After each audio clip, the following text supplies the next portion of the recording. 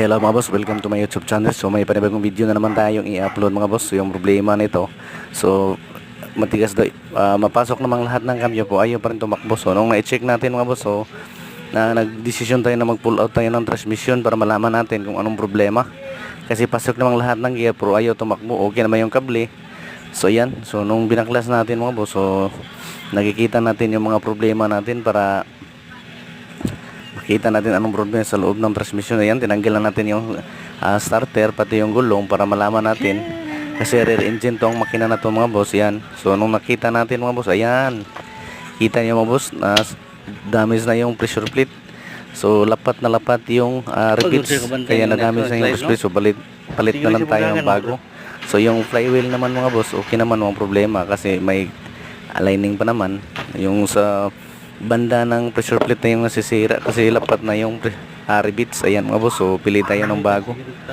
Yan yung bagong binili natin na pressure plate, pati yung lining, release bearing at saka pilot bearing yung pinalitan natin para isa na lang yung gawa natin, hindi na pabalik-balik yung trabaho natin mga boss. So sinabihan ko na lang na sir para isa na lang yung gawa natin sir, para isa yung labor mo.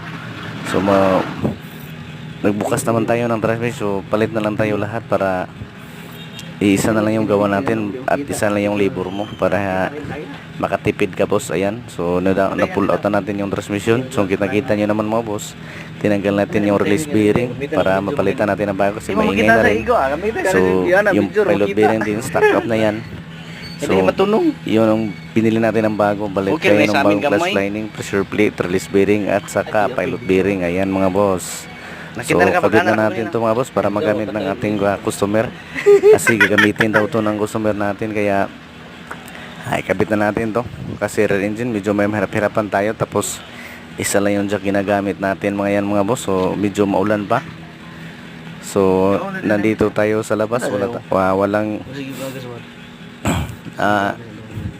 gamit tayo ng ano kasi nandun lang sa labas, so mabasa tayo dito sa ulan mga boss. Yan, so balik na natin to para magamit ng ating customer. So yan mga boss, so bago na yung pressure plate natin.